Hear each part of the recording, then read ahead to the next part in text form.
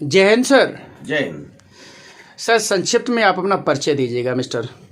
मेरा नाम आनंद सिंह है और सिरसागंज विधानसभा का निवासी हूँ मैं।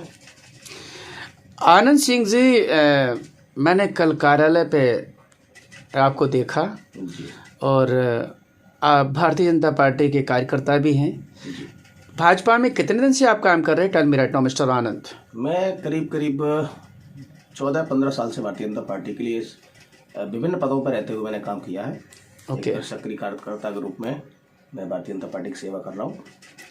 आनंद जी, आप ये बताइए, अभी जो कयास चल रहे हैं कि सिरसागंज विधानसभा के अंदर 2 यादव प्रत्याशी हैं, एक सपा से हैं और एक भाजपा से हैं, एक ठाकुर प्रत्याशी हैं जो बसपा से हैं। जी। पूर्व का जो अनुभव है, मेरे सवाल को सुन लीजिएगा सही से। पूर्व का जो अनुभव है कि 2 यादव प्रत्याशी लड़े थे लोकसभा में, तो यहाँ ठाकुर प्रत्याशी विजयी हुआ था लोकसभा का। जी। क्या ऐसा कोई सुखबुगाहट है क्या? नहीं, इस तरह देखिए, जो 2 यादवों के बीच में हमारी लोकसभा की सीट माननीय सांसद जी जीते थे, उस समय भी मोदी जी की लहर चल रही थी और आज भी उत्तर प्रदेश के अंदर योगी जी की लहर, जिस तरह से 14 के बाद 19 में दोबारा मोदी जी की सरकार बनी, इसी प्रकार से जो उत्तर प्रदेश में योगी जी की लहर चल रही है, निश्चित रूप से वोट योगी जी के काम पे जाएगा। आप मुझे ये बताइए, जैसे यादव समाज अखिलेश जी के नाम पे कुर्बान है, क्या ठाकुर योगी जी के नाम पे कुर्बान है? ठाकुर इस समय भारतीय जनता पार्टी में सिर्फ अपना एकत्र होकर योगी जी के हाथों को मजबूत करने में अपना पूरा योगदान पूरे उत्तर प्रदेश में दे रहा है। अकेले सिरसागंज विधानसभा की बात करना बहुत छोटी बात होगी, पूरे उत्तर प्रदेश में मुझे लगता है जहां तक जातिगत आंकड़ों पे विधानसभा का चुनाव निर्धारित होता है और यहाँ ठाकुर प्रत्याशी है, तो ठाकुर कितने % उधर जाने का विचार हो सकता है? देखिए, इस समय जो चुनाव है ये जातिगत आंकड़ों से बहुत ऊपर उठ के राष्ट्र की चुनाव की तरफ चुनाव चला गया है और व्यक्तिगत जातिगत के आधार पर विधानसभा को जोड़ना या तय करना, मुझे नहीं लगता है इसमें आप इस तरह का कोई आप सवाल लगा सकते हैं। अच्छा, आप मुझे ये बताइए, यहाँ ठाकुर समाज का कितना वोट है सिरसागंज विधानसभा पे? लगभग 48-50 हजार वोट ठाकुर समाज का है यहाँ।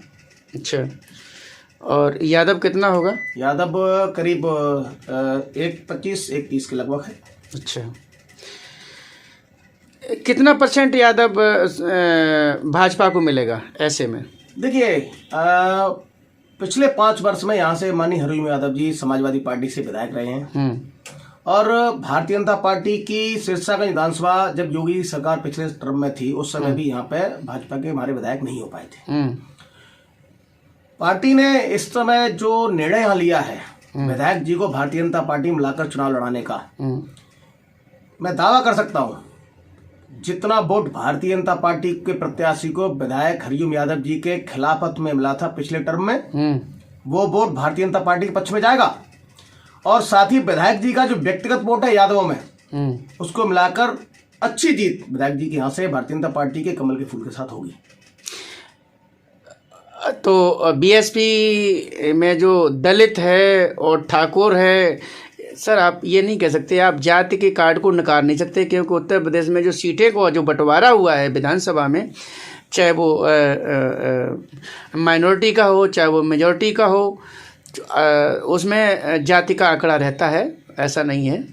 और इसमें बघेल समाज कितना साझेदारी कर रहा है? देखिए, भारतीय जनता पार्टी 2 सीटों से शुरुआत करके आज पूरे देश में पार्टी की सरकार है और कई राज्यों में सरकार है। इसका एक मुख्य कारण यह है कि हम अंत्योदय की बात करते हैं। हमारी पार्टी अंत्योदय की बात करती है, नीचे दबे कुचले शोषित वर्ग की बात करती है। तो भारतीय जनता पार्टी में जितना भी शोषित वर्ग है, उसका पिछले 5 वर्ष में उत्तर प्रदेश की सरकार ने जिस तरह से कायाकल्प किया है, जो जन कल्याणकारी योजनाएं आई हैं, चाहे वो कोई भी योजना हो, न धर्म देखा गया है, न जाति देखी गई है, जो जिसके काबिल था उसको दी गई है। सर ये सर कैसे कह, सर नहीं मानूंगा मैं आपकी, ठाकुरों में मतभेद हैं, ऐसे कैसे कह सकते नहीं, बिल्कुल नहीं, मतभेद है, ठाकुरों में मतभेद है सर। निश्चल प्रहरी हूँ सर, मैं तीखे सवालों के लिए जाना चाहता हूँ। मैं आपको इस समय बता, या मतभेद नहीं है क्या? मतभेद एक व्यक्तिगत कुछ % लोगों में हो सकते हैं। हाँ। जो लोग राजनीतिक स्तर पे अपना वर्चस्व बना के रखना चाहते हैं उनमें विरोध हो सकते हैं। हाँ। लेकिन जहां तक आम पब्लिक की बात करें, सुरक्षा की बात करें, और जो योजनाएं हैं, हाँ। उनका जो अंतिम पायदान तक लोगों को सुरक्षा पहुंची है, योजनाएं पहुंची हैं, हाँ। निश्चित तौर पे मैं दावा कर सकता हूं कि ये वोट योगी जी के नाम पे, सुरक्षा के नाम पे, जन कल्याणकारी योजनाओं के नाम पे पड़ेगा। और आप देखना 10 मार्च को भारतीय जनता पार्टी 325 से अधिक सीटें लेकर आएगी। अच्छा सर, आप तो ये जुमलेबाजी वाली बातें कर रहे हैं, गैया सब खेत खाई जा रही हैं, बेरोजगारी से लोग मरे जा रहे हैं, और महंगाई चरम सीमा पे है। अच्छा, 300 रुपए। सर सवाल लीजिएगा, पहले बोलने से पहले सवाल लीजिएगा प्रेस से। जो सिलेंडर कभी 300-400 रुपए का होता था, वो आज 1000 रुपए का सिलेंडर हो गया सर। आप देख रहे हैं खाने का तेल 200 रुपए के समथिंग पहुंच गया सर। आप जो महंगाई, जो आपको पता है जीएसटी कितनी हो गई है इस समय, हैं?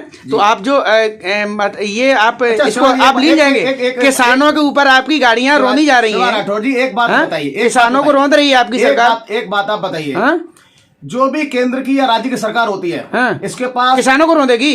मैं आपको एक एक बात का जवाब दूंगा जी। जो भी केंद्र की या राज्य की सरकार होती है, इसके आय के स्रोत क्या होते हैं, और जो पैसा खर्च किया जाता है उस पैसे को कहां से लाया जाता है, हमारा आपका पैसा किस तरह से सरकार के पास पहुंचे, और उस पैसे को कैसे जन कल्याणकारी योजनाओं के माध्यम से जनता के पास वापस पहुंचाया जाए, यही सरकार का काम होता है।